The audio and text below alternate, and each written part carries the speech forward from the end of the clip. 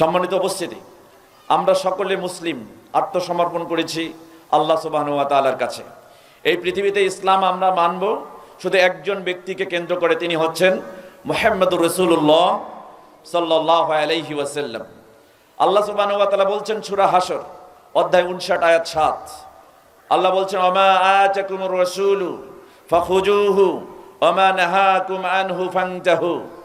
তোমাদের রাসূল তোমাদের কাছে যা নিয়ে এসেছেন তোমরা তা গ্রহণ করো, এবং রাসূল যা থেকে নিষেধ করেছেন তা বর্জন করো। তাহলে আমাদেরকে অবশ্যই চিন্তা করতে হবে, ইসলাম মানতে গেলে আল্লাহ রাসূলের মাধ্যমে যে সমস্ত নিষেধ করেছেন ওটা বাদ, যা আদেশ করেছেন সেটা আমরা পালন করব। কিন্তু আমরা জানি না আসলে রাসূল কোথায় নিষেধ করেছেন। অনেক নিষেধ আছে আমরা জানি না, তো ছাড়বো কেমনে? এই জন্য আমি আপনাদের সামনে নিষেধ সম্পর্কে একটা প্রামাণ্য আলোচনা উপস্থাপন করার চেষ্টা করব। তার আগে একটি বিখ্যাত হাদিস আমি আপনাদের সামনে উপস্থাপন করব, যে হাদিসের মূলনীতি কোনো মুসলিম যদি পালন করে তাহলে সারা জীবনে ওই হাদিসের উপরে আমল করা তার জন্য যথেষ্ট হয়ে যাবে। আমরা কি হাদিস শুনতে চাই? শুনতে চাই? সম্মানিত উপস্থিতি, তাহলে যদি শুনতে চাই আপনাদের একটা পরীক্ষা হবে, কারা শুনতে চান কারা শুনতে চান না।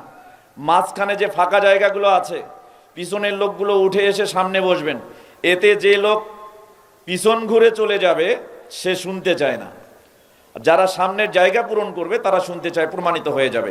আপনারা সামনে আসেন, সামনের জায়গা ফাঁকা জায়গাগুলো পূরণ করেন, পিছনটা খালি করে দেন।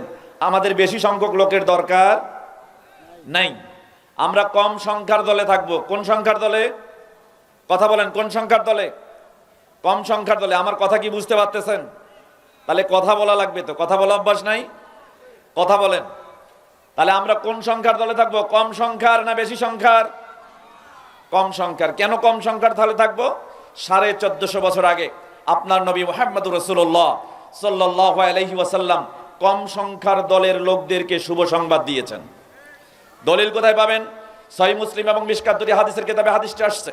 মিশকাতুল মাসাবি কিতাবুল ঈমান, ঈমান সংক্রান্ত একটি অধ্যায় পাবেন। বাবুল ইতিসামি বিল কিতাবি ওয়াস সুন্নাহ, কোরআন সুন্নাহর উপর অবিচল থাকা সংক্রান্ত একটা অনুচ্ছেদ পাবেন আল ফাসলুল আউয়াল, প্রথম পরিচ্ছেদের 159 নম্বর হাদিস। আবু হুরায়রা রাদিয়াল্লাহু তাআলা আনহু থেকে বর্ণিত, তিনি বলেন রাসূল সাল্লাল্লাহু আলাইহি ওয়াসাল্লাম বলেছেন বাদাআল ইসলামু গরীবা সায়াউদু কামা বাদা। ইসলাম শুরু হয়েছে সংখ্যালঘু লোক নিয়ে, ইসলাম শুরু হয়েছে অল্প কিছু লোক নিয়ে, ইসলাম দুনিয়া থেকে বিদায় হবে ওই অল্প কিছু লোক নিয়েই। রাসূল বলেছেন ফাতুবা লিল গুরাবা, ওই সংখ্যালঘু অল্প লোকদের জন্যই শুভ সংবাদ। তাহলে আমরা যে দলে শুভ সংবাদ আছে সেই দলে থাকতে চাই কিনা বলেন? থাকতে চাই। তাহলে গোটা এলাকায় অসংখ্য মানুষ আছে, বড়ুয়াহাটে নেতার অভাব নাই, বড়ুয়াহাটে জনগণের অভাব নাই, বড়ুয়াহাটে দলের অনুসারীর অভাব নাই। এটা আমি কয়েক বছরে দেখেছি, অথচ মাহফিলের প্যান্ডেলের ভিতরে কাউকেই খুঁজে পাওয়া যায় না। তাই আমি বলছি, আজকে যে এই কোরআন হাদিসের কথা শুনবেন এটা সবার রিজেকে নাই। এই জন্য কদিমান কলাল মুহাদ্দিসুন, মুহাদ্দিসগণ বলেছেন পূর্বকালে, কি বলেছেন? আল ইলমু রিজকুন, এলেম হচ্ছে রিজেকের অন্তর্ভুক্ত।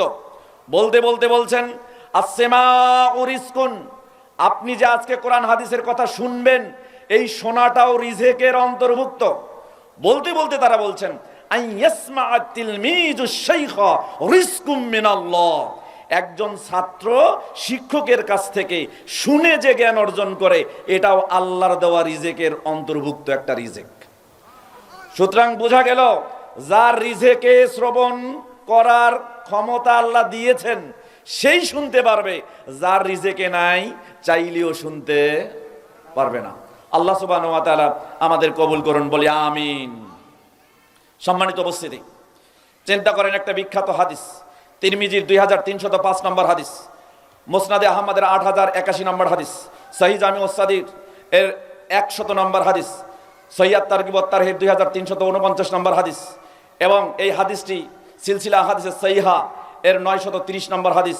মিশকাতুল মাসাবি কিতাবুর রিকাক, মর্মস্পর্শী হাদিস বর্ণনা সংক্রান্ত একটা অধ্যায় পাবেন আল ফাসলুস সানি, দ্বিতীয় পরিচ্ছেদের 5171 নম্বর হাদিস।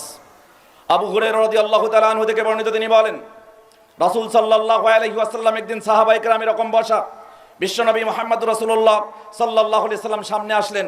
আসার পরে বললেন, মান আখাযা আন্নি হাউলাইল কালিমাত, তোমাদের মধ্যে কোন ব্যক্তি আছো আমার কাছে এই বাক্যগুলো নিবা? কে আছো এই বাক্যগুলো আমার কাছ থেকে গ্রহণ করবে? ওয়া ইয়ামালু বিহিন্না, এবং এই বাক্যগুলো নিয়ে সেগুলো দ্বারা তারা আমল করবে। ওয়া ইউআল্লিমু মান ইয়ামালু বিহিন্না, এবং আমার কাছে এই বাক্যগুলো নিয়ে মানুষকে শেখাবে, মানুষ যেন এগুলো দিয়ে আমল করতে পারে। তোমাদের মধ্যে কোন ব্যক্তি আছো? কোন ব্যক্তি সাড়া দিলেন না। আবু হুরায়রা বললেন, ক্বালা কুলতু ইয়া আনা ইয়া রাসূলুল্লাহ। আবু হুরায়রা বললেন, আল্লাহর নবী, আমি আছি, আমি ওই বাক্যগুলো নিতে চাই, আপনি আমাকে দেন। যখন আবু হুরায়রা কথা বলেছেন, বিশ্বনবী সাল্লাল্লাহু আলাইহি ওয়াসাল্লাম ফা আখাযা বিয়াদি, তিনি বললেন যে তিনি আমার হাত ধরলেন। ওয়া আদ্দা খামসান, এবং 5 বার 5 সংখ্যা পর্যন্ত গুনলেন। প্রথম কথা বললেন, আল্লাহর নবী সাল্লাল্লাহু আলাইহি ওয়াসাল্লাম প্রথম কথা বললেন, ইত্তাকিল মাহারিমা তাকুন আ'বাদান নাস। ও আবু হুরায়রা শোনো, তুমি যত হারাম কাজ আছে সব হারাম কাজ ছেড়ে দিবা। যদি সব হারাম কাজ ছেড়ে দিতে পারো, মানুষের মধ্যে সব থেকে বড় ইবাদতকারী হিসাবে গণ্য হয়ে যাবা। চিন্তা করেন এই বাক্যের লোড কত বড়। যদি বুঝতে পারেন, কোনো হারাম কাজ করবেন না, জেনা করবেন না, চুরি করবেন না, অন্যের গীবত করবেন না, রাহাজানি করবেন না, সন্ত্রাসী করবেন না, সুদ খাবেন না, যত প্রকার হারাম কাজ আছে সব ছেড়ে দিবেন। যদি ছেড়ে দিতে পারেন তাহলে করবেন কি? ইবাদতের যে কাজ আছে সেই কাজগুলোই আপনার দ্বারাই হবে। এই জন্য বিশ্বনবী বলেছেন, যত হারাম আছে সবগুলোকে ছেড়ে দাও, সবগুলো থেকে বিরত থাকো। যদি ছেড়ে দিতে পারো, মানুষের মধ্যে সব থেকে বড় ইবাদতকারী হিসেবে গণ্য হবে। 2, আল্লাহর নবী সাল্লাল্লাহু আলাইহি ওয়াসাল্লাম দ্বিতীয়বার গুণে বললেন, ওয়ারজা বিমা কাসামাল্লাহু লাক তাকুন আগনান নাস। শোনো আবু হুরায়রা, যদি তুমি তোমার তাকদিরে যা আছে, তোমার কপালে যা লেখা আছে, তোমার ভাগ্যে যা লেখা আছে, যদি তুমি এই ভাগ্যে যা লেখা আছে এর ওপর সন্তুষ্ট হও, তাহলে তুমি দুনিয়াতে কারো মুখাপেক্ষী হবে না, কারো সম্মুখীন হবে না। কারণ পৃথিবীতে যে ব্যক্তি তাকদিরকে মেনে নিয়েছে সে একমাত্র আল্লাহর মুখাপেক্ষী, আর কারো মুখাপেক্ষী নয়। সম্মানিত উপস্থিতি, তৃতীয় কথা আল্লাহর নবী সাল্লাল্লাহু আলাইহি ওয়াসাল্লাম বললেন, আল্লাহ নবী সাল্লাল্লাহু আলাইহি ওয়াসাল্লাম বললেন, এরপরে তুমি যে কাজটি করবে সে কাজটি হচ্ছে ওয়াহসিন ইলা জারিক ওয়াহসিন আলা জারিক। তোমার প্রতিবেশীর ওপরে তুমি সদাচরণ করবে, তুমি তোমার প্রতিবেশীর ওপরে ইহসান করবে। যদি প্রতিবেশীর ওপরে ইহসান করতে পারো, তাকুম মুমিনান, তাহলে তুমি দুনিয়াতে মুমিন হিসেবে গণ্য হয়ে যাবে। তার মানে একটু ভালো করে বুঝেন এই কথাটা, এই কথার লোড কত বড়। বিশ্বনবী সাল্লাল্লাহু আলাইহি ওয়াসাল্লাম বলছেন, যদি তুমি প্রতিবেশীর সাথে সদাচরণ করো, যদি তুমি প্রতিবেশীর সাথে ভালো আচরণ করো, তাহলে তুমি মুমিন হিসেবে গণ্য হবে। তার মানে প্রতিবেশীর সাথে আপনার সম্পর্ক ভালো নয় মানে আপনি মুমিন হতে পারেন নাই। একটু হিসাব করেন, আরেকটা হাদিসে আসছে, বুখারী, মুসলিম এবং মিশকাত 3টি হাদিসের কিতাবে হাদিসটি আসছে। কিতাবুল আদব, শিষ্টাচার সংক্রান্ত একটা অধ্যায় রয়েছে। বাবুস শাফাকাতি ওয়ার রাহমাতি আলাল খালক, সৃষ্টির উপরে দয়া অনুগ্রহ করা সংক্রান্ত একটি অনুচ্ছেদ রয়েছে। আল ফাসলুল আউয়াল, প্রথম পরিচ্ছেদের 4962 নম্বর হাদিস। হাদিসটি বর্ণনা করেছেন মুয়াবিয়া রাদিয়াল্লাহু তাআলা আনহু, আরেক সনদে জাবির রাদিয়াল্লাহু তাআলা আনহু, আরেক সনদে আবু হুরায়রা রাদিয়াল্লাহু তাআলা আনহু। তারা সকলে বলছেন, ক্বালান নবী সাল্লাল্লাহু আলাইহি ওয়াসাল্লাম, নবী করিম সাল্লাল্লাহু আলাইহি ওয়াসাল্লাম বলেছেন, ওয়াল্লাহি লা ইউমিনু ওয়াল্লাহি লা ইউমিনু ওয়াল্লাহি লা ইউমিনি। আল্লাহর নবী সাল্লাল্লাহু আলাইহি ওয়াসাল্লাম 3 বার কসম করে বলছেন, আল্লাহর কসম ওই ব্যক্তি ঈমানদার নয়, আল্লাহর কসম ওই ব্যক্তি ঈমানদার নয়, আল্লাহর কসম ওই ব্যক্তি ঈমান আনতে পারেনি। রাসূল সাল্লাল্লাহু আলাইহি ওয়াসাল্লামকে জিজ্ঞাসা করা হলো, কিলা মান ইয়া রাসূলুল্লাহ, ও আল্লাহর নবী, কোন ব্যক্তি সম্পর্কে আপনি এই কথা বলছেন যে ব্যক্তি এখনো ঈমান আনতে পারেনি? আল্লাহর নবী সাল্লাল্লাহু আলাইহি ওয়াসাল্লাম বললেন, ওই ব্যক্তি আল্লাযী লা ইয়ামানু জারুহু বাওয়াইকাহু, যে ব্যক্তি তার অনিষ্ট থেকে প্রতিবেশীকে নিরাপদ রাখতে পারে নাই, সেই ব্যক্তি এখনো মুমিন হতে পারে নাই। সম্মানিত উপস্থিতি, এই হাদিসে আল্লাহর নবী 3 বার কসম করেছেন। বিশ্ব নবী সাল্লাল্লাহু আলাইহি ওয়াসাল্লাম তার জীবদ্দশায় কোনো কথার গুরুত্ব যদি বুঝাতেন, সেই কথাটাকে 3 বার উল্লেখ করতেন। আল্লাহর নবী সাল্লাল্লাহু আলাইহি ওয়াসাল্লাম কোনো কথাকে যদি হাইলাইট করতেন, আল্লাহ সুবহানাহু ওয়া তাআলার পক্ষ থেকে স্পেসিফিক নির্দিষ্টভাবে যদি কোনো কথাকে বর্ণনা করতেন, সেই কথাকে 3 বার বলতেন। আল্লাহর নবী সাল্লাল্লাহু আলাইহি সাল্লাম এখানে জোরালোভাবে 3 বার কসম করে বলেছেন, ওই ব্যক্তি ঈমানদার নয়, ওয়াল্লাহি ওই ব্যক্তি ঈমানদার নয়, ওয়াল্লাহি ওই ব্যক্তি ঈমানদার নয়, ওয়াল্লাহি ওই ব্যক্তি ঈমানদার নয়। যে ব্যক্তির অনিষ্ট থেকে তার প্রতিবেশী নিরাপদ নয়, সে ব্যক্তি কখনো মুমিন নয়। একটু হিসাব করেন, আপনার থেকে আপনার প্রতিবেশী নিরাপদ হতে পেরেছে কিনা? সম্মানিত উপস্থিতি, এরপরে চতুর্থ কথা বিশ্ব নবী সাল্লাল্লাহু আলাইহি ওয়াসাল্লাম বলেছেন, ওয়াহিব্বা লিন-নাস মা তুহিব্বু লিনাফসিক। শোনো আবু হুরায়রা, তুমি মানুষের জন্য সেটাই পছন্দ করবে, তুমি মানুষের জন্য সেটাই ভালোবাসবে যেটা তুমি নিজের জন্য ভালোবাসো। আসেন তো এই জায়গায়, আমরা নিজের জন্য যেটা ভালোবাসি সেটা মানুষের জন্য ভালোবাসতে পারি কিনা দেখেন তো, একটু হিসাব করে দেখেন। নিজের জন্য যেটা ভালোবাসি সেটা কি অন্যের জন্য ভালোবাসতে পেরেছি? বা অন্যের জন্য যেটা আমরা বরাদ্দ করেছি সেটাকে আদৌ কি আমরা ভালোবাসি? পারিনি। চিন্তা করেন। অথচ বিশ্ব নবী সাল্লাল্লাহু আলাইহি ওয়াসাল্লাম বলেছেন, আহিব্বা লিন-নাস মা তুহিব্বু লিনাফসিক।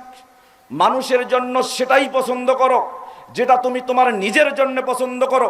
যদি তুমি সেটা করতে পারো, তাকুম মুসলিমান, তাকুম মুসলিমান, তবেই তুমি মুসলিম হবে।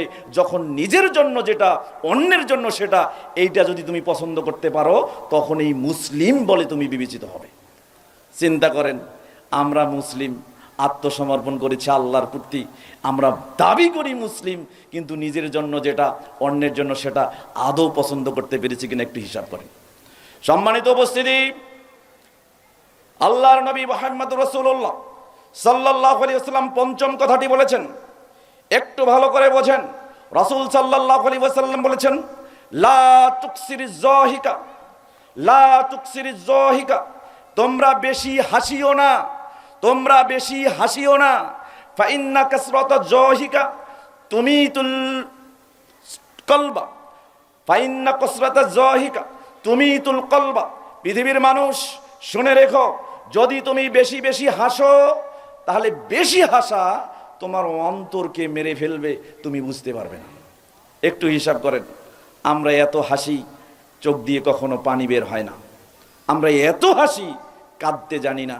আমরা এত হাসি যে আমরা কান্না কখন কাঁদতে হয় এটা ভুলে গেছি, বুঝতেও পারি না। অথচ বিশ্বনবী বলেছেন, বুখারী, মুসলিম এবং মিশকাতুল মাসাবি কিতাবুল বুয়ু, ব্যবসা বাণিজ্য সংক্রান্ত একটা অধ্যায় রয়েছে। বাবুল কাসবি ওয়া তালাবিল হালাল, হালাল জীবিকা অন্বেষণ করা সংক্রান্ত একটা অনুচ্ছেদ রয়েছে।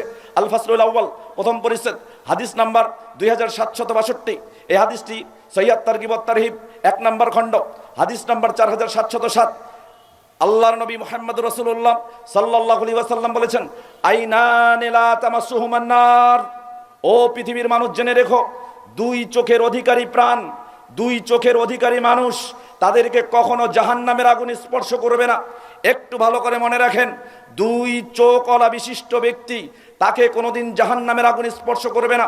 এক, আইনুন বাকাত মিন খাশিয়াতিল্লাহ, যে চোখ রাতের বেলা ঘুম থেকে উঠে পাপের কথা চিন্তা করে, আল্লাহর ভয়ে আল্লাহর সামনে দাঁড়াতে হবে, পাপ সম্পর্কে জিজ্ঞাসিত হতে হবে, এই পাপের কথা চিন্তা করে চোখের কোনায় যে চোখ পানি ঝরিয়েছে, এই চোখের অধিকারী প্রাণ কখনো কাল কিয়ামতের দিন তাকে জাহান্নামের আগুন স্পর্শ করবে না।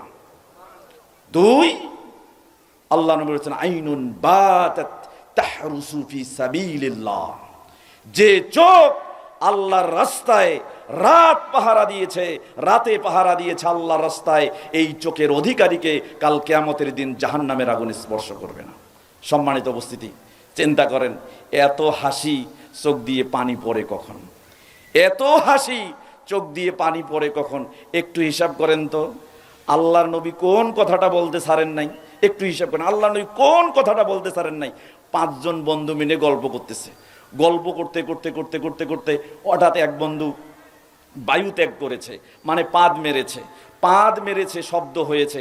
বাকি 3 বন্ধু এখন তার পাদের আওয়াজে, বায়ু ত্যাগের আওয়াজে হো হো করে হেসে ওঠে। অথচ 1450 বছর আগে তোমার নবী বলেছেন, কোনো ব্যক্তি যদি বায়ু ত্যাগ করে, শব্দ হয়ে যায়, আর বাকি লোকেরা যদি শুনে ফেলে, এই সময় যেন সে না হাসে। চিন্তা করেন, হাদিস কোথায় পাবেন? সহিহ জামিউস সগীর নামে একটা হাদিসের কিতাব আছে, বাবুল মানাহি, নিষেধাজ্ঞা করা সংক্রান্ত একটা অধ্যায় রয়েছে, 6896 নম্বর হাদিস। হাদিসটি বর্ণনা করেছেন জাবির রাদিয়াল্লাহু তাআলা আনহু থেকে বর্ণিত। তিনি বলেন, নাহান নবী সাল্লাল্লাহু আলাইহি ওয়াসাল্লাম আনিজ যিহকি মিনাজ যরতা, বিশ্বনবী সাল্লাল্লাহু আলাইহি ওয়াসাল্লাম বলেছেন, তোমাদের মধ্যে কোনো ব্যক্তি যদি বায়ু ত্যাগ করে, বায়ু ত্যাগে যদি শব্দ হয়ে যায়, তাহলে বাকি 3-4 জন লোক মিলে তার আওয়াজে যেন হাসে না, হাসা তার জন্য নিষেধ। সম্মানিত উপস্থিতি, যেখানে বায়ু থেকে শব্দ হলে হাসতে নিষেধ করেছেন, তাহলে আপনার এত হাসি আসে কেমনে? আমার জানা নেই এত হাসি আসে কেন। অন্য অনেক ক্ষেত্রে আপনি এত হাসেন, কাঁদেন কখন একটু চিন্তা করেন। সম্মানিত উপস্থিতি, তাই আপনাকে বলছি, চোখ দিয়ে পানি ঝরান, পাপের কথা চিন্তা করেন। এরকম অনেক নিষেধ আছে, আপনি জানেন না। একটু আপনাকে স্মরণ করে দেই, একটা হাদিস দেখেন তো বোঝেন কিনা। হাদিসটি এসেছে সহিহ জামিউস সগীর নামে একটা হাদিসের কিতাব আছে, হরফে আলিফ, আলিফ বর্ণের ফসলে হাদিসটি আসছে। 2672 নম্বর হাদিস, সিলসিলা হাদিসের সহিহা 1253 নম্বর হাদিস। ওয়াকাল আলবানী রাহিমাহুল্লাহ হাজা হাদিসুন ওয়া সানাদুহু সহিহুন, হাদিসটি এবং তার সনদ সহিহ।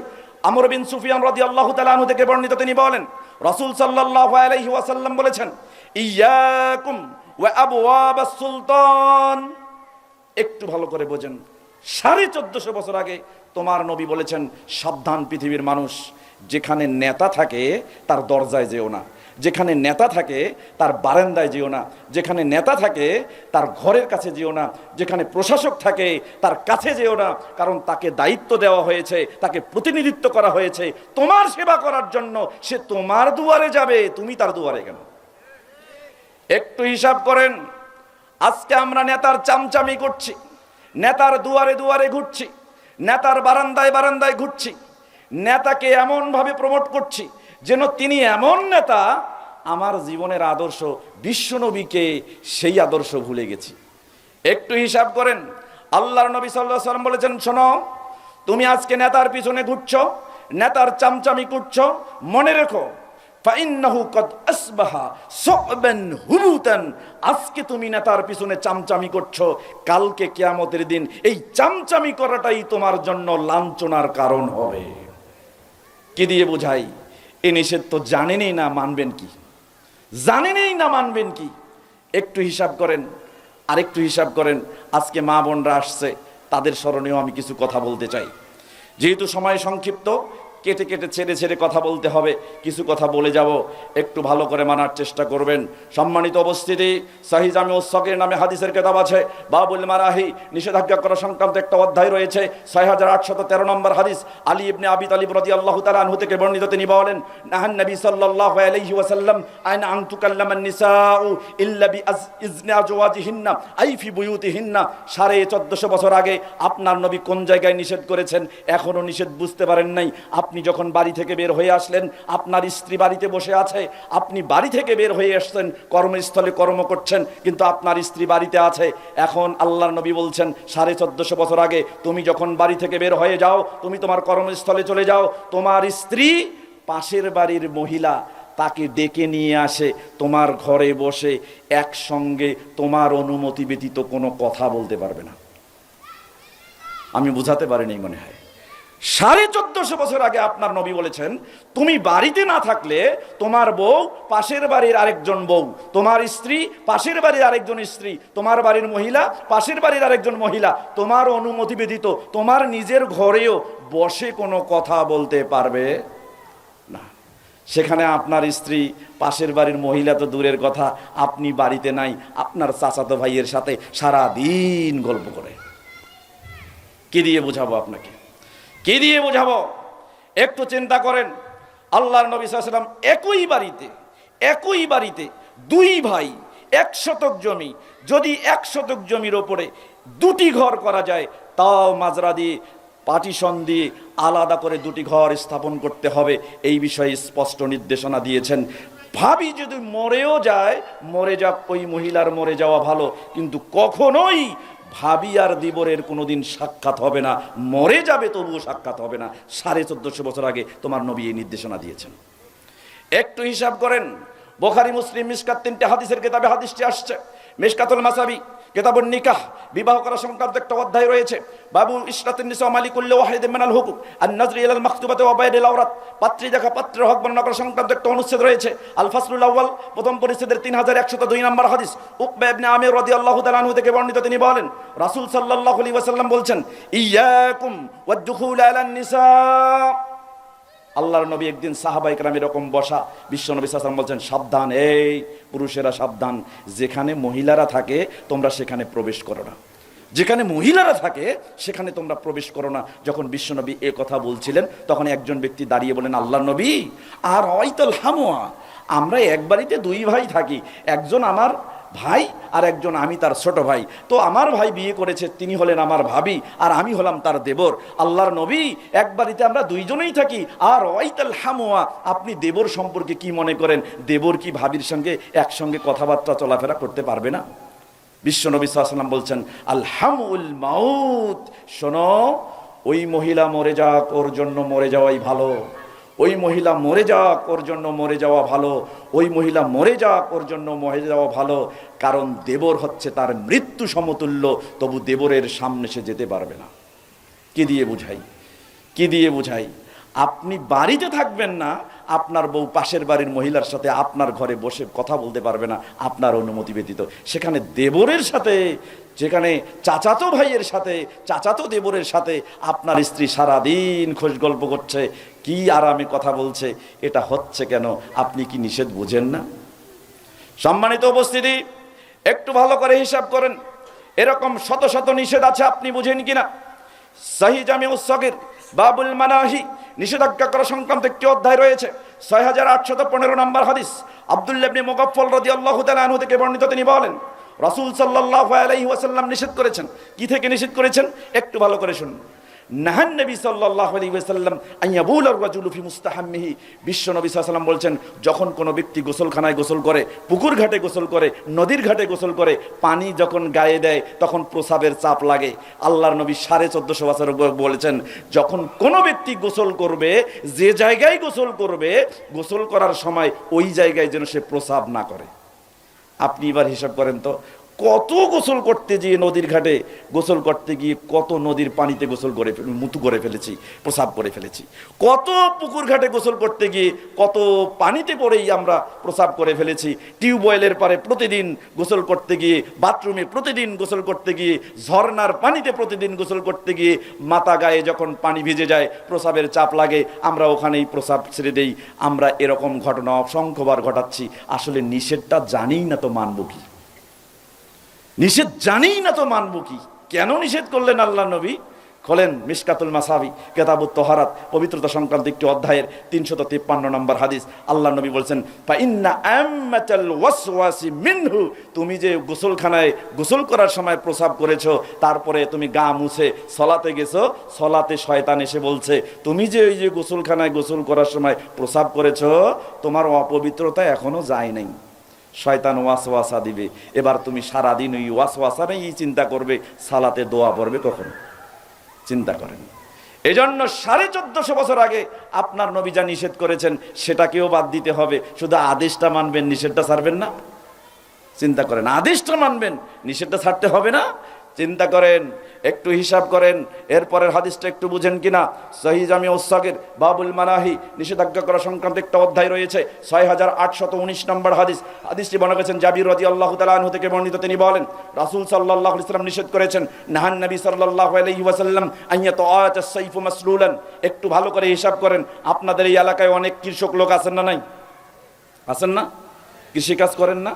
তো যখন জমি বাড়িতে নিড়ানি দেন, নিড়ানি দেওয়ার অস্ত্রকে কি বলে? কি বলে? পাশুন। যখন এই যে চাপা কাটেন, এটাকে কি বলে? কোদাল। তো এই পাশুন, কোদাল, কাস্তে, দা, কুড়াল, বাইশ, এগুলো আছে না নাই? লাঙ্গল আছে না নাই? আছে। যখন আপনি যান, এগুলো নিয়ে যান, ঘাড়ে নিয়ে যান, হাতে নিয়ে যান, কি করেন? হাতেন বাম পাশে, নেন ডান পাশে, নেন না? নিয়ে চলেন না? অথচ 1450 বছর আগে আল্লাহর নবী বলেছেন, যখন তোমাদের মধ্যে কোনো ব্যক্তি ধারালো অস্ত্র বহন করে, সে যেন ধারালো অস্ত্রের ধারটাকে কাপড় দিয়ে, কাগজ দিয়ে পেঁচিয়ে তারপরে বহন করে। জানেন আসলে নিষেধ জানেনই না তো মানবেন কি? জানেনই না তো মানবেন কি? সহিহ মুসলিমের 2615 নম্বর হাদিস। আল্লাহর নবী সাল্লাল্লাহু আলাইহি ওয়াসাল্লাম ফালইউমসিক আলা নিসালিহা বিকাফিহি, যদি কাপড় না থাকে তা ঘেরানোর জন্য, কাগজ না থাকে তা মোড়ার জন্য, তাহলে নিজের হাতের তালু দিয়ে অন্তত ধারালো অংশটাকে ধরে যেন সে বহন করে। আপনি কেমনে বহন করেন চিন্তা করেন। কাস্তে নিচ্ছেন ডান হাতে, বাম হাতে হাঁটছেন, আর ডান পাশে মানুষ হাঁটছে, কার কোথায় লাগে কি ক্ষতি হয় এটাও কোনোদিন চিন্তা করেন না। আশ্চর্য ব্যাপার, নবী নিষেধ করেছেন তাই আমি ওটা ছেড়ে দেব, এটার নামে ইত্তেবা। আপনি রাসূলের ইত্তেবা করেন অথচ ইত্তেবা বোঝেন না, খালি আদেশ মানবেন নিষেধ ছাড়বেন না। এরকম শত শত নিষেধ আছে, কি দিয়ে আপনাকে বোঝাই? সম্মানিত উপস্থিতি, একটু ভালো করে বোঝার চেষ্টা করুন। এরকম হাজার হাজার নিষেধ আছে, কেমনে আপনাকে বুঝাবো? আমাকে কতক্ষণ আলোচনা করতে হবে? হ্যাঁ, 10টা 40। আচ্ছা, আপনারা কি বিরক্ত হয়েছেন? আসলে আমি সুর দিয়ে আলোচনা করতে পারি না, সুর আছে কিন্তু করব না। একটা হাদিস যদি বলতে যাই তো ওই সুর দিয়ে আলোচনায় একটা হাদিস বলতে গিয়ে ওই সময় যদি ওই সময়ের মধ্যে 10টা হাদিস বলতে, একটা হাদিসের উপরে আমল করলেন, যা সওয়াব পাবেন ওই সওয়াব আল্লাহ আমার আমলনামায় দিয়ে দিবে। এই জন্য আমি সুরটাকে ব্যবহার করি না। আল্লাহ সুবহানাহু ওয়া তাআলা আমাদের সকলকে হাদিস কোরআন বুঝার তৌফিক দান করুন। সকলে বলি আমিন। দায়ুস জান্নাতে যাবে না। 3, আর রাজুলাতুন নিসা, যে মহিলা পুরুষের পোশাক পরে, পুরুষের সাজ সাজে, পুরুষের অলংকার ধরে, এই মহিলা জান্নাতে যাবে না। এবং যে মহিলা পুরুষের পোশাক, মহিলার পোশাক পরে, মহিলার সাজ সরঞ্জাম গ্রহণ করে, মহিলার মতো বের হয়, মহিলার মতো কথা বলে, মহিলাকে অনুসরণ করে, মহিলাকে ফলো করে, এই জান্নাতে যাবে না। তাহলে 3 শ্রেণীর লোক জান্নাতে যাবে না। 1 নম্বর হচ্ছে আল আকুলে ওয়ালিদাইহি, যে ব্যক্তি পিতা মাতার অবাধ্যচারণ করে, এ ব্যক্তি জান্নাতে যাবে না। এখন আসেন তো, একটা আদর্শ পরিবারে যদি পিতা মাতা থাকে তাহলে পিতা মাতার স্থানটা কোথায় থাকবে? উপরে, মাঝে না নিচে? কোথায়? উপরে। এখন বলেন, ওই পরিবারে বাপ আর মা দুইজনেই আছে, মর্যাদা কার বেশি? কার বেশি? মায়ের বেশি। কেন? ওই যে মুহাদ্দিস বোঝাইছে, একটা হাদিস আছে। কোন হাদিস? দেখেন হাদিসটা একটু বুঝাই। বুখারী, মুসলিম এবং মিশকাতুল মাসাবি, কিতাবুল আদব, শিষ্টাচার সংক্রান্ত একটা অধ্যায় রয়েছে। বাবুল বিররি ওয়াস সিলা, আত্মীয়তার সম্পর্ক রক্ষা করা, সদাচরণ করা সংক্রান্ত একটা অনুচ্ছেদ রয়েছে। আল ফাসলুল আউয়াল, প্রথম পরিচ্ছেদের 4911 নম্বর হাদিস। আবু হুরায়রা রাদিয়াল্লাহু তাআলা আনহু থেকে বর্ণিত, তিনি বলেন, রাসূল সাল্লাল্লাহু আলাইহি ওয়াসাল্লামের কাছে একজন ব্যক্তি আসলেন। যা রাজুলুন ইলান নবী সাল্লাল্লাহু আলাইহি ওয়াসাল্লাম ফাকালা, আল্লাহর নবী সাল্লাল্লাহু আলাইহি ওয়াসাল্লামের কাছে একজন ব্যক্তি এসে বললেন, ইয়া রাসূলুল্লাহ, মান আহাক্কু বিহুসনি সাহাবাতি, আমার সবচেয়ে সৌজন্যমূলক আচরণ, সবথেকে সদাচরণ পাওয়ার জন্য যোগ্য কে? কার অধিকার রয়েছে? আল্লাহর নবী সাল্লাল্লাহু আলাইহি ওয়াসাল্লাম বললেন, উম্মাকা, তোমার মা। এরপর লোকটা জিজ্ঞাসা করলেন, সুম্মা মান, এরপরে কে? রাসূল সাল্লাল্লাহু আলাইহি ওয়াসাল্লাম বললেন, উম্মাকা, তোমার মা। এরপর লোকটা আবার জিজ্ঞাসা করলেন, সুম্মা মান, এরপরে কে? লোকটার কথার জবাবে আল্লাহ নবী বললেন, উম্মাকা, তোমার মা। চতুর্থবার জিজ্ঞাসা করলেন, সুম্মা মান, এরপরে কে? আল্লাহ নবী বললেন, আবাকা, তোমার পিতা। তাহলে মায়ের কথা কয়বার বলছেন? 3 বার। আর বাপের কথা? এবার 4 বার। 4 বার হয়েছে। মায়ের কথা 3 বার, বাপের কথা 1 বার। 100-কে 4 ভাগ করলে কত হয়? 25। তাহলে মাকে 25, 25, 25, 3 25-এ কত হয়? 75%। আর বাবাকে 25%। তাহলে আমরা এটাই বুঝলাম এই হাদিস থেকে যে বাবাকে 25% ভালোবাসা দিতে হবে, ইহসান করতে হবে, আর মাকে করতে হবে কত? কত? এবার পরের হাদিসটা দেখেন। এই আগের হাদিসের তাফসির মুফাসসির করেছে, কিন্তু পরের হাদিসের তাফসির করে নাই। এই জন্য পরের হাদিসটা বুঝতে হবে। বুখারী, মুসলিম এবং মিশকাতুল মাসাবি, কিতাবুল আদব, শিষ্টাচার সংক্রান্ত একটা অধ্যায় রয়েছে। এই অধ্যায়ের বাবুল বিররি ওয়াস সিলা, আত্মীয়তার সম্পর্ক রক্ষা করা, সদাচরণ করা সংক্রান্ত একটা অনুচ্ছেদ রয়েছে। আল ফাসলুল আউয়াল, প্রথম পরিচ্ছেদের 4912 নম্বর হাদিস। আবু হুরায়রা রাদিয়াল্লাহু তাআলা আনহু থেকে বর্ণিত, তিনি বলেন, রাসূল সাল্লাল্লাহু আলাইহি সাল্লাম বলেছেন, রগিমান ফুহু, রগিমান ফুহু, রগিমান ফুহু, ওই ব্যক্তির নাসিকা ধুলামলিন হোক, ওই ব্যক্তি অপদস্থ হোক, ওই ব্যক্তি লাঞ্ছিত হলো, কে ওই ব্যক্তি লাঞ্ছিত হোক। রাসূল সাল্লাল্লাহু আলাইহি ওয়াসাল্লামকে জিজ্ঞাসা করা হলো, কি লাবান ইয়া রাসূলুল্লাহ, আল্লাহ নবী, ওই ব্যক্তি কোন ব্যক্তি? যে ব্যক্তির নাসিকা ধুলামলিন হোক, অপদস্থ হোক, লাঞ্ছিত হোক, সে কে? আল্লাহ নবী সাল্লাল্লাহু আলাইহি ওয়াসাল্লাম বললেন, মান আদরাকা ওয়ালিদাইহি ইনদাল কিবারি আহাদুহুমা আও কিলাহুমা সুম্মা লাম ইয়াদখুলিল জান্নাহ, যে ব্যক্তি তার বৃদ্ধ অবস্থায় পিতা এবং মাতা উভয়কেই পেয়েছে, অথবা দুইজনার যে কোনো একজনকে পেয়েছে, সেই ব্যক্তি তাদের সেবা করে জান্নাতে যেতে পারলো না, সেই ব্যক্তি লাঞ্ছিত হোক, অপদস্থ হোক। আচ্ছা বলেন তো, পরের হাদিসে বাপের কথা বলা হয়েছে না মায়ের কথা? বুঝিনি। বাবা মা দুইজন। তাহলে বোঝা গেল জান্নাত যাওয়ার জন্য ইহসান করতে হবে, জান্নাত যাওয়ার জন্য সেবা করতে হবে। বাপের না মায়ের? দুইজনার, বাবা মা দুজনার। এবার আরেকটা হাদিস দেখেন তো বুঝেন কিনা, তিরমিজি এবং মিশকাত দুটি হাদিসের কিতাবে হাদিসটা আসছে। মিশকাতুল মাসাবি কিতাবুল আদব শিষ্টাচার সংক্রান্ত একটা অধ্যায় রয়েছে, বাবুল বিররি ওয়াসিলা আত্মীয়তার সম্পর্ক রক্ষা করা সদাচরণ করা সংক্রান্ত একটা অনুচ্ছেদ রয়েছে, আল ফাসলুস সানি দ্বিতীয় পরিচ্ছেদের 4927 নম্বর হাদিস। আব্দুল্লাহ ইবনে আমর রাদিয়াল্লাহু তাআলা আনহুমা থেকে বর্ণিত, তিনি বলেন রাসূল সাল্লাল্লাহু আলাইহি ওয়াসাল্লাম বলেছেন, রিজার রব্বি ফি রিজাল ওয়ালিদ ওয়া সুখতুর রব্বি ফি সুখতিল ওয়ালিদ। তোমার পিতার সন্তুষ্টিতেই তোমার রবের সন্তুষ্টি, তোমার পিতার অসন্তুষ্টিতে তোমার রবের অসন্তুষ্টি। এবার বলেন তো কাকে খুশি করবেন? কাকে খুশি করবেন? বুঝাইতে পারেনি। খুশি করবেন এবার কাকে? হাদিস বলছে তোমার রবকে যদি খুশি করতে চাও তো তোমার বাপকে খুশি করো, তোমার রবকে যদি নাখোশ করতে চাও তো তোমার বাপকে নাখোশ করো। কারণ তোমার বাপের খুশিতে তোমার রবের খুশি, তোমার বাপের নাখোশে তোমার রব নাখোশ। এখন বোঝেন তো মর্যাদা কার বেড়ে গেল? কি করে আপনাকে বুঝাই? আপনি ছেলে 30-35 বছর বয়স, আপনি চাকরি করছেন, মাসে বেতন পান 60,000 টাকা। আপনার বাপ বৃদ্ধ, কাজ করতে পারে না, অক্ষম হয়ে গেছে। এখন পর্যন্ত 3-4 বছর থেকে ইনকাম করছেন, মাস শেষে ডেবিট ক্রেডিট হিসাব করছেন, আয় ব্যয় হিসাব করার পর রেস্ট অফ ব্যালেন্স ব্যাংকে জমাচ্ছেন। এখন পর্যন্ত 3 বছরে চাকরি করে আপনার বাপ জানে না আপনার টাকা কত টাকা ব্যাংকে জমেছে, এখনো জানে না। বাপ জানে না 30 বছর থেকে। ছেলে চাকরি করে রিটায়ারমেন্টে চলে গেছে, বৃদ্ধ বাপ 70, 75, 80, 85 বছর বয়স। ছেলে রিটায়ারমেন্টে যাওয়ার পরেও কত টাকা ব্যাংকে জমেছে এখনো বাপ জানে না, এখনো জানে না। এরকম শত শত পরিবার আমাদের সমাজে আছে না নাই? তোমার দ্বারা কোনোদিনও পরিবার আদর্শ হতে পারে না, হবে না। তুমি আদর্শ নও।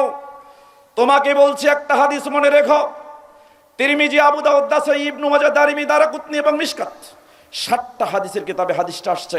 মিশকাতুল মাসাবি কিতাবুন নিকাহ বিবাহ করা সংক্রান্ত একটা অধ্যায় রয়েছে। বাবু ইশরাতের নিসা আমাদি করলে ওয়াহিদে মানাল হুকুক, স্বামী স্ত্রীর প্রত্যেকের হক বর্ণনা করা সংক্রান্ত একটা অনুচ্ছেদ রয়েছে, আল ফাসলুস সানি দ্বিতীয় পরিচ্ছেদের 3252 নম্বর হাদিস। হাদিসটি বর্ণনা করেছেন আয়েশা রাদিয়াল্লাহু তাআলা আনহা থেকে বর্ণিত, তিনি বলেন রাসূল সাল্লাল্লাহু আলাইহি ওয়াসাল্লাম বলেছেন, খায়রুকুম লিআহলিহি ওয়া আনা খায়রুকুম লিআহলিহি। আল্লাহর নবী সাল্লাল্লাহু আলাইহি ওয়াসাল্লাম বলেছেন, খায়রুকুম লিআহলিহি ওয়া আনা খায়রুকুম লিআহলি। পৃথিবীর মানুষ শুনে রেখো, তোমাদের মধ্যে সবথেকে উত্তম ব্যক্তি ওই ব্যক্তি যে ব্যক্তি তার পরিবারে উত্তম, সেই হচ্ছে সবথেকে উত্তম। কি দিয়ে বুঝাবো আপনাকে? আল্লাহ নবী বলছেন, শোনো, তোমরা জানো আমি তোমাদের মধ্যে কেন বেশি উত্তম? আমি কেন উত্তম জানো? আমি আমার পরিবারে উত্তম, এই জন্য সব থেকে আমি উত্তম। কে দিয়ে বুঝাই? আপনি পরিবারে উত্তম হতে পারেন নাই, কারণ আপনি ইনকাম করেন, 60,000 টাকা বেতন পান, আপনার বাপ বৃদ্ধ, আপনার বাপ অক্ষম, এখনো পর্যন্ত 30 বছর থেকে চাকরি করেন, কত টাকা ডেবিট ক্রেডিট শেষে রেস্ট অফ ব্যালেন্স ব্যাংকে জমেছে এখনো আপনার বাপ জানে না। কি দিয়ে বুঝাই? একটু দেখেন তো হাদিস, ফিরে দেখি 1450 বছর আগে। দেখুন ভালো করে, ইবনে মাজাহ নামে একটা হাদিসের কিতাব আছে, আবু আবুল বুয়ু ব্যবসা বাণিজ্য সংক্রান্ত অধ্যায় সময়ের একটা শিরোনাম পাবেন, বাবু মালির রাজুলি মিন মালি ওয়ালাদিহি। একজন সন্তানের সম্পদে পিতার কি অধিকার রয়েছে এ সংক্রান্ত একটা অনুচ্ছেদ পাবেন। 2290, 2291 দুটি হাদিস। একটু ভালো করে বোঝেন। এই ছেলেরা শোনো, যারা আজকে ইনকাম করছো 30-40 হাজার টাকা মাসে ইনকাম করছো, তোমার বাপ জীবিত আছে, তোমাকে বলছি এই হাদিসের উপরে আমল করার চেষ্টা করো। যদি তুমি আজকে এই হাদিসের উপরে আমল করে তোমার পরিবারকে আদর্শ করার চেষ্টা করো, তোমার ছেলেও তোমাকে এই হাদিসের উপরে আমল করে সবার উপরে স্থান দিয়ে পরিবারকে আদর্শ পরিবার গণ্য করবে। একটু হিসাব করেন। প্রথম হাদিস বর্ণনা করেছেন আয়েশা রাদিয়াল্লাহু তাআলা আনহা থেকে বর্ণিত, তিনি বলেন, ইন্না আতিয়া বাবা কালতুম মিন কাসবিকুম। ও পৃথিবীর মানুষ, শুনে রেখো, তোমাদের মধ্যে সব থেকে উত্তম খাবার খায় ওই ব্যক্তি, তোমাদের মধ্যে সব থেকে উত্তম খাবার খায় ওই ব্যক্তি, তোমাদের মধ্যে সব থেকে পবিত্র খাবার খায় ওই ব্যক্তি, তোমাদের মধ্যে সব থেকে হালাল খাবার খায় ওই ব্যক্তি। কোন ব্যক্তি? যে ব্যক্তি নিজ হাতে ইনকাম করে, যে ব্যক্তি নিজের হাতে উপার্জন করে খায়, এই পৃথিবীর সব থেকে উত্তম খাবার খায়, সব থেকে পবিত্র খাবার খায়। এর পরের বাক্য আল্লাহ নবী সাল্লাল্লাহু আলাইহি ওয়াসাল্লাম বলছেন, ইন্না আওলাদাকুম মিন কাসবিকুম। তুমি বুড়ো হয়ে গেছো, তুমি কাজ করতে পারো না, তুমি বার্ধক্যে উপনীত হয়েছো, তোমার ছেলে কামাই করে, তোমার ছেলে ইনকাম করে, তোমার ছেলে তোমার ইনকামের অংশ, মানে তোমার ছেলে যা ইনকাম করে তা তোমার ইনকাম। কি দিয়ে বুঝাবো? বোঝেন কিনা একটু ভাবে দেখেন। এর পরের হাদিসটা দেখেন কত মারাত্মক। 1450 বছর আগে আপনার নবীর কাছে একজন ব্যক্তি আসলেন। আসার পরে জিজ্ঞাসা করেন, ইয়া রাসূলুল্লাহ, ইন্নালি মালান ওয়া ওয়ালাদান। আল্লাহর নবী, আল্লাহ আমাকে সম্পদও দিয়েছে, সন্তানও দিয়েছে। আমার সম্পদও আছে, সন্তানও আছে, কিন্তু ইন্না আবি ইউরিদু আন ইয়াস্তাহা মালি, কিন্তু আমার পিতা বৃদ্ধ হয়ে গেছে, কাজ করতে পারে না, সে আমার সম্পদের মুখাপেক্ষী। লোকটা বুঝাতে চাচ্ছিল, আল্লাহর নবী, আল্লাহ যে আমাকে সম্পদও দিয়েছে, সন্তানও দিয়েছেন, তো আমি আমার সম্পদ আমার সন্তানের জন্য ব্যয় করব, কিন্তু আমার পিতা যে আমার সম্পদের মুখাপেক্ষী, তো এখন আমি কি করব? এই কথা বলতে যাচ্ছিলেন, আল্লাহর নবী আশ্চর্য হয়ে লোকটার দিকে তাকালেন। তাকানোর পরে বলছে, কি বলছো তুমি?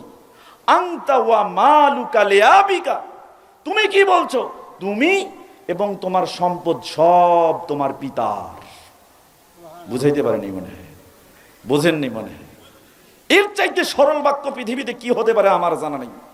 1450 বছর আগে আপনার নবী বলেছেন, তুমি এবং তোমার সম্পদ সব তোমার পিতার। তার মানে আপনি যা ইনকাম করেছেন সব কিছুর debit credit rest of balance মাস শেষে যা হিসাব করেন সব আপনার বাপের নখদর্পণে থাকতে হবে, তবেই আপনার বাপ থাকা অবস্থায় আপনার পরিবার আদর্শ পরিবার হতে পারে। পেরেছেন কি? করতে পেরেছেন কি? পরিবার আদর্শ হয়েছে কি? বাপকে সর্বোচ্চ সম্মান দিয়েছেন কি?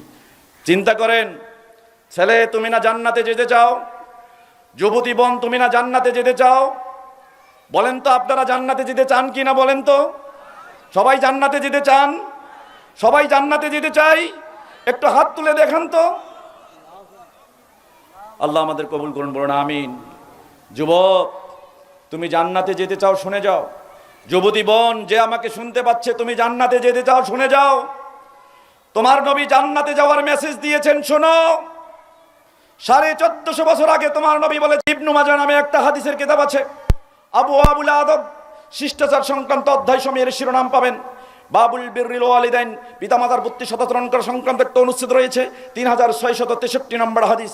আবু দারদা রাদিয়াল্লাহু তাআলা আনহু থেকে বর্ণিত, তিনি বলেন, রাসূল সাল্লাল্লাহু আলাইহি ওয়াসাল্লাম বলেছেন, আল ওয়ালিদু আওসাতু আবওয়াবিল জান্নাহ। ও যুবক, তুমি যে জান্নাতে যেতে চাও, ও যুবতী বোন, তুমি যে জান্নাতে যেতে চাও, জেনে রেখো, তুমি যে জান্নাতে যেতে চাও সেই জান্নাতের মাঝখানের দরজা হচ্ছে তোমার বাবা। চিন্তা করেন, এর চাইতে সরল বাক্য কি আছে আমার জানা নেই। তোমার নবী বলেছেন, তুমি যে জান্নাতে যেতে চাও সেই জান্নাতের মাঝখানের দরজা হচ্ছে তোমার বাবা। যুবক, তুমি জান্নাতে যেতে চাইলে তোমার বাবার সংরক্ষণ করো। রাসূল বলেছেন, ফাজে জালিকাল বাবা আবিহফাজহু, তোমার ইচ্ছা হলে ওই দরজার হেফাজত করো, তোমার ইচ্ছা হলে ওই দরজাটাকে ভেঙে ফেলো। তার মানে তুমি জান্নাতে যেতে চাইলে তোমার বাপের হেফাজত করো, আর যদি তুমি জান্নাতে যেতে না চাও তো বাবাকে চুরমার করে দাও, তোমার জান্নাত চুরমার হয়ে যাবে। কি দিয়ে বুঝাই? যুবক, হিসাব করো, বাবাকে চেনো নাই। তুমি যে স্বপ্ন দেখে ঘুমাও, যে স্বপ্ন দেখে ঘুমাও, সেই স্বপ্নকে বাস্তবায়ন করার জন্য রাত জেগে পরিশ্রম করা কঠোর লোকটাই হচ্ছে তোমার বাবা। তুমি যে স্বপ্ন দেখে ঘুমাও, জেগে জেগে সেই স্বপ্ন বাস্তবায়ন করা লোকটা হচ্ছে তোমার বাবা। তুমি চেনো নাই। যুবক, আজ চাকরি নাই, তুমি বেকার। তুমি চিন্তা করছো, তোমার বাপ যদি তোমাকে 10 লাখ টাকা দিত তাহলে তুমি ব্যবসা করে সমাজে প্রতিষ্ঠিত হতে পারতে। তুমি চিন্তা করছো, বাপ যদি 10 লাখ টাকা দিয়ে কোনো চাকরিতে ঢুকাই দিত তাহলে তুমি সমাজে চাকরি করে প্রতিষ্ঠিত হতে পারতে। যুবতী বোন, তুমি চিন্তা করছো, বাবা যদি আমাকে 2 লক্ষ টাকা যৌতুক হিসাবে আমার শ্বশুর বাড়িতে দিত তাহলে শ্বশুর বাড়িতে আমার অবস্থান ভালো হতো। কিন্তু তুমি এটা চিন্তা করনি, তোমার বাবা তোমাকে দিতে পারেনি। তোমার বাবা না দেওয়ার কারণে তার অক্ষমতার জন্য তোমাকে দোষারোপ করেনি। তোমার বাপ যখন তোমাকে 10 লক্ষ টাকা দিতে পারেনি, যুবতী বোনকে যখন 2 লাখ টাকা দিতে পারেনি, তোমার বাবা ঘরের কোনায় গিয়ে তার অক্ষমতার জন্য নিজের চোখের কোনায় যে পানি ঝরিয়েছে। যুবক, তুমি টাকা দিলে টাকা শোধ করতে পারতে। যুবতী বোন, তুমি টাকা দিলে টাকা শোধ করতে পারবে, কিন্তু তোমার বাবা তোমার অজ্ঞাতে ঘরের কোনায় তার অক্ষমতার জন্য নিজেকে দায়ী করে চোখের কোনায় যে পানি ঝরিয়েছে তার ঋণ শোধ করবে কেমনে? চিন্তা করো। বাবাকে চেননি, বাবাকে চেননি, অনুরূপ মাকেও চেননি।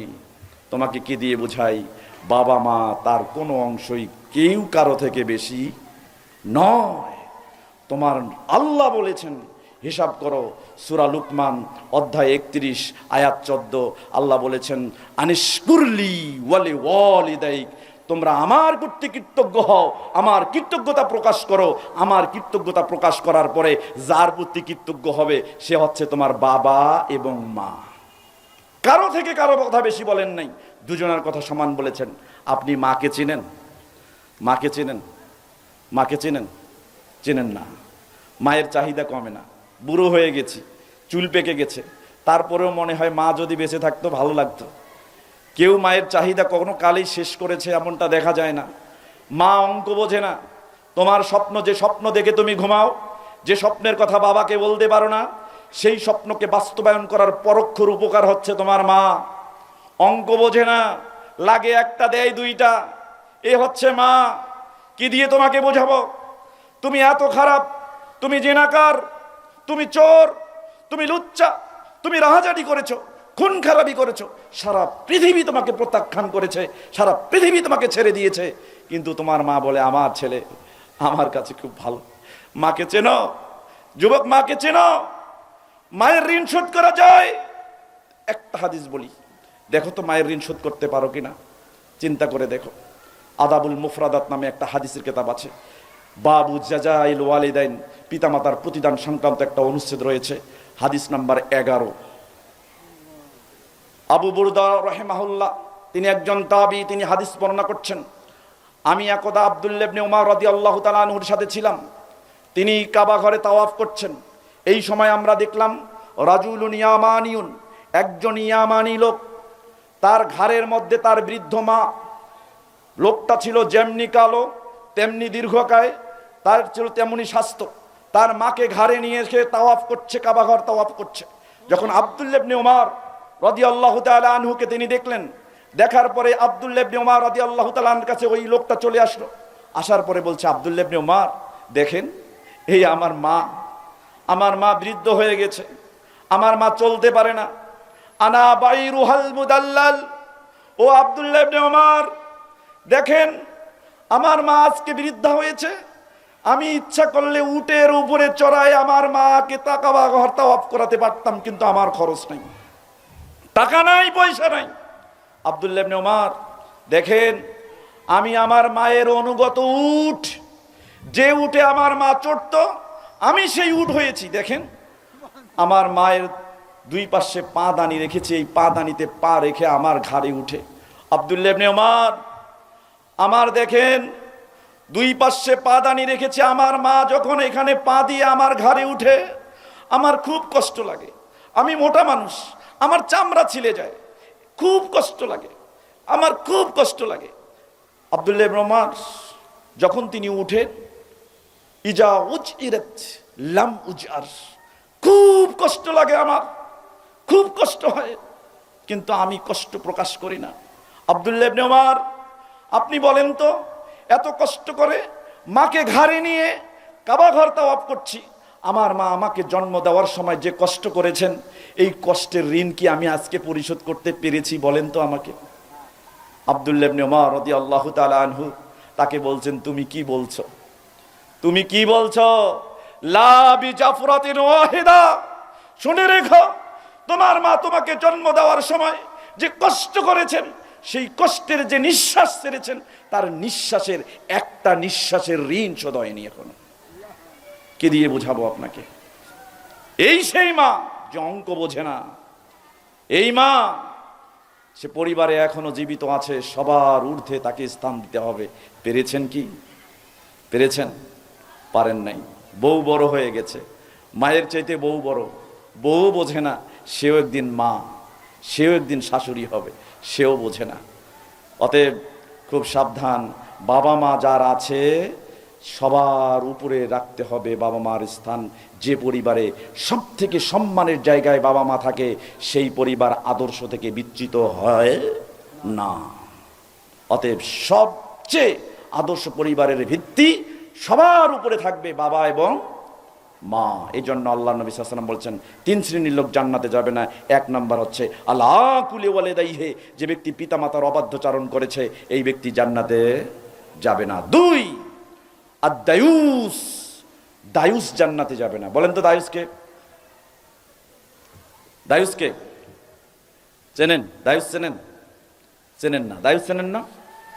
চেনেন না? সহিহ তারগিব ওয়াত তারহিব 2 নম্বর খণ্ডের 473 নম্বর পৃষ্ঠা 2077 নম্বর হাদিসের ব্যাখ্যায় দায়ুস শব্দের ব্যাখ্যা ওখানে এসেছে। বলা হচ্ছে দায়ুসু হুয়াল্লাযী ইয়ালামুল ফাহিশাতা ফি আহলিহি ওয়া হুয়া ইউকাররুহুম আলাইহা। একটা পরিবারের লোকজনেরা বেহায়াপনায় লিপ্ত, একটা পরিবারের ছেলে বেহায়াপনায় লিপ্ত, একটা পরিবারের মেয়ে বেহায়াপনায় লিপ্ত, একটা পরিবারের স্ত্রী বেহায়াপনায় লিপ্ত, একটা পরিবারের মানুষ বেহায়াপনায় লিপ্ত, কিন্তু ওই পরিবারের প্রধান সব জানে কিন্তু তাদেরকে শাসন করে না, সতর্ক করে না। এই হচ্ছে দায়ুস। আল্লাহ নবী বলেছেন এই দায়ুস জান্নাতে যাবে না। চিন্তা করেন আপনারা কি দায়ুস হতে পেরেছেন কিনা, আপনার ভেতরে দিয়াসা আছে কিনা, আপনার পরিবারে দিয়াসা আছে কিনা একটু ভালো করে বুঝেন। একটা হাদিস দিয়ে প্রমাণ হবে, একটু ভালো করে দেখুন। বুখারী, মুসলিম এবং মিশকাত 3টে হাদিসের কিতাবে হাদিসটি আসছে। মিশকাতুল মাসাবি কিতাবুল ঈমান, ঈমান সংক্রান্ত একটা অধ্যায় রয়েছে। বাবুল ঈমান বিল কদর, তাকদীরের উপর ঈমান আনয়ন করা সংক্রান্ত একটা অনুচ্ছেদ রয়েছে। আল ফাসলুল আউয়াল, প্রথম পরিচ্ছেদের 90 নম্বর হাদিস। হাদিসটি বর্ণনা করেছেন আবু হুরায়রা রাদিয়াল্লাহু তাআলা আনহু থেকে বর্ণিত। তিনি বলেন রাসূল সাল্লাল্লাহু আলাইহি ওয়াসাল্লাম বলেছেন মা মিন মাউলুদিন ইল্লা ইউলাদু আলাল ফিতরা। এমন কোনো সন্তান নাই, এমন কোনো নবজাতক নাই, সেটা হতে পারে হিন্দুর সন্তান, হতে পারে খ্রিস্টানের সন্তান, হতে পারে ইহুদির সন্তান, হতে পারে বিধর্মীর সন্তান, হতে পারে মুশরিকের সন্তান, হতে পারে কাফিরের সন্তান, যে কোনো ধর্মের অনুসারী হোক না কেন, এমন কোনো সন্তান নাই যে সন্তান জন্মগ্রহণ করার সময় ইসলামের স্কোপ, ইসলামের পরিধি, ইসলামের স্কোপের ভিতরে জন্মগ্রহণ করে না। তার মানে যত সন্তান জন্মগ্রহণ করে সব সন্তান ইসলামের পরিধির ভিতরে, ইসলামের ছায়ার ভিতরেই জন্মগ্রহণ করে। তাহলে হিন্দু হলো কেন, খ্রিস্টান হলো কেন, বৌদ্ধ হলো কেন? আল্লাহর নবী সাল্লাল্লাহু আলাইহি ওয়াসাল্লাম বলছেন ফাআবওয়াহু ইউহিব্বিদানিহি আও ইউনাসসিরানিহি আও ইউমাজ্জিসানিহি। তার পিতামাতাই তাকে ইহুদি বানায়, তার পিতামাতাই তাকে খ্রিস্টান বানায়, তার পিতামাতাই তাকে অগ্নি উপাসক বানায়। তাহলে পিতামাতার কারণে যদি সন্তান হিন্দু হয়, পিতামাতার কারণে যদি সন্তান খ্রিস্টান হয়, পিতামাতার কারণে যদি সন্তান অগ্নি উপাসক হয়, তাহলে বলেন তো পিতামাতার কারণে সন্তান নষ্ট হতে পারে না? পারে কিনা? বিপথে যেতে পারে না? পিতামাতার কারণে সন্তানের মধ্যে দিয়াসা থাকতে পারে না? সন্তান দায়ুস হতে পারে না? চিন্তা করেন। এই জন্য আপনাকে আদর্শ পরিবারকরণ করার জন্য 3টি মৌলিক নীতি মানতে হবে। কয়টি? কয়টি? আপনারা বোধহয় বিরক্ত হয়েছেন, সারিয়ে দেব? আপনারা বসে কথা শুনবেন, আমি দাঁড়িয়ে বলবো। তা আমি যদি দাঁড়িয়ে বলতে পারি তা আপনার বসে শুনতে সমস্যা কি? সমস্যা আছে? আপনারা যদি অন্যমনস্ক হন তাহলে তো আমার কথাও শেষ হয়ে যাবে। আর 5 মিনিট আছে, ইনশাল্লাহ শেষ করে দিব। সম্মানিত উপস্থিতি, 3টি মূলনীতি ফলো করতে হবে। কয়টি? 3টি মূলনীতি যদি ফলো করেন তাহলে পরিবার আদর্শ হবে। আপনারা কি পরিবার আদর্শ করতে চান? চান? তাহলে 3টি মূলনীতি ফলো করবেন। হাদিস কোথায় পাবেন? মুসনাদে আহমদ এবং মিশকাতুল মাসাবি কিতাবুল ঈমান, ঈমান সংক্রান্ত একটা অধ্যায় রয়েছে। বাবুল কাবাইর ওয়া আলামাতিন নিফাক, কবিরা গুনাহ মুনাফিকদের আলামত সংক্রান্ত একটা অনুচ্ছেদ রয়েছে। আল ফাসলুস সালিস, 3য় পরিচ্ছেদের 61 নম্বর হাদিস। মুআজ রাদিয়াল্লাহু তাআলা আনহু থেকে বর্ণিত, তিনি বলেন রাসূল সাল্লাল্লাহু আলাইহি ওয়াসাল্লাম তাকে 10টা উপদেশ দিয়েছিলেন। তিনি বলছেন আওসানি রাসূলুল্লাহ সাল্লাল্লাহু আলাইহি ওয়াসাল্লাম বিআশরি কালিমাতিন। আল্লাহর নবী আমাকে 10টা উপদেশ দিয়েছেন, আমি আপনাকে 3টা উপদেশ শোনাবো। এই যে আমার দিকে দেখেন, একটু আগেই বললাম যে কনসেন্ট্রেশন নষ্ট করবেন না, আমার দিকে তাকান না। স্টেজে কে আসবে না আসবে সব কিন্তু স্পষ্ট হবে। চাঁদ উঠলে দেখা যায় না?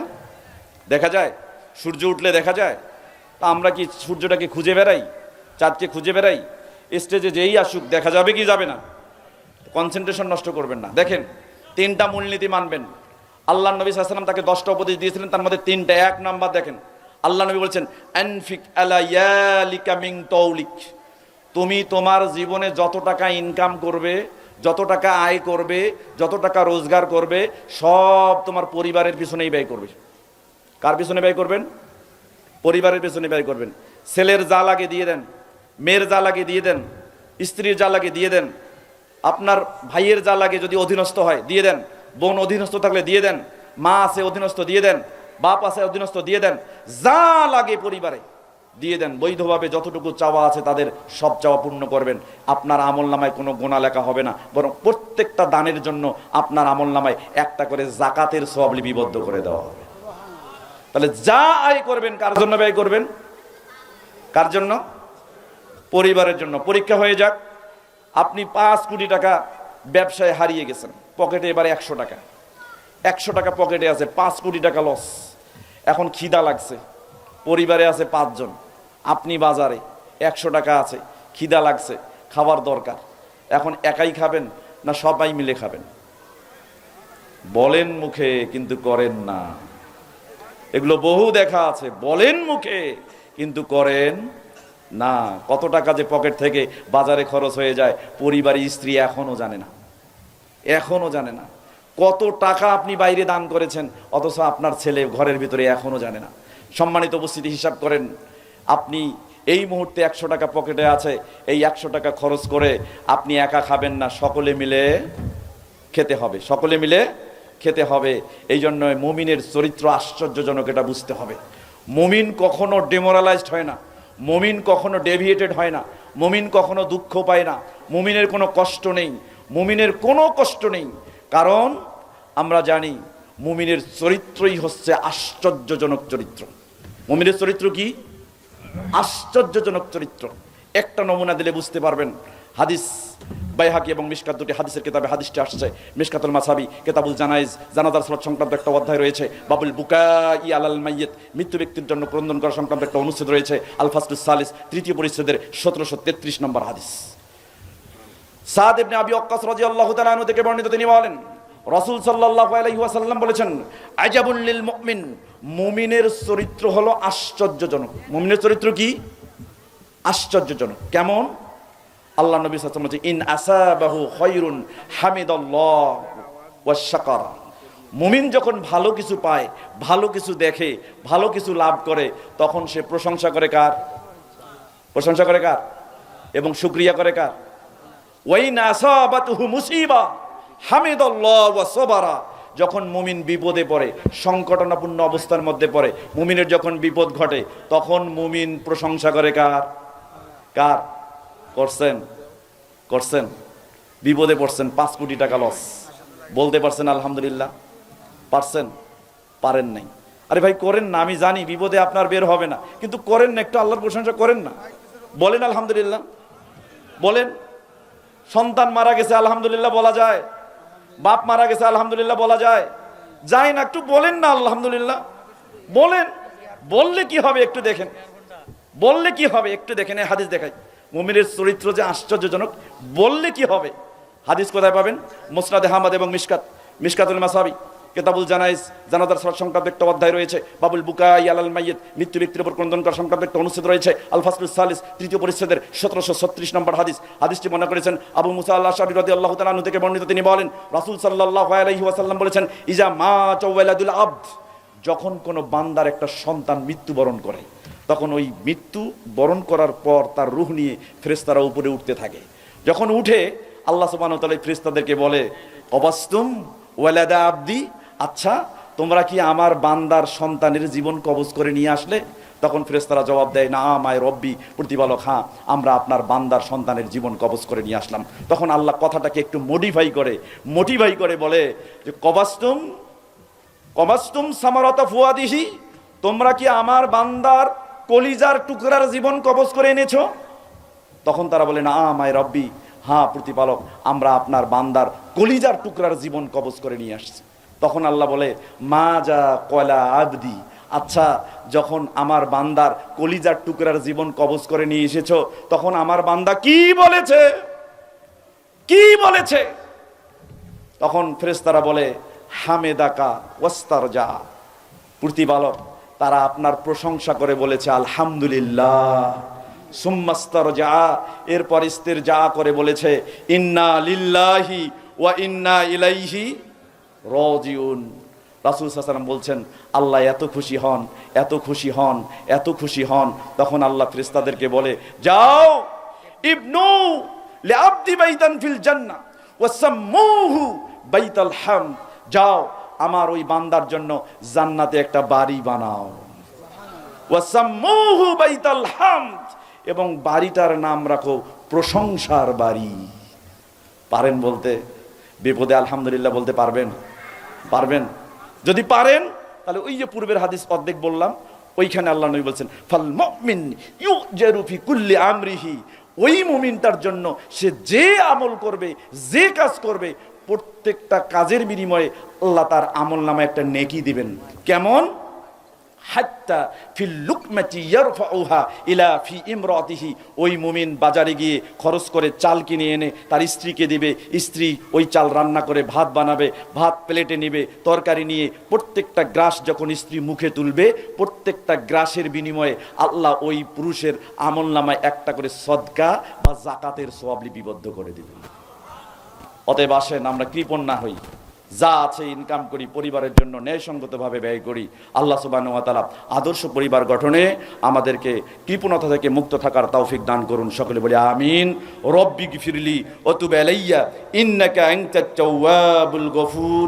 আসসালামু আলাইকুম ওয়া রাহমাতুল্লাহ।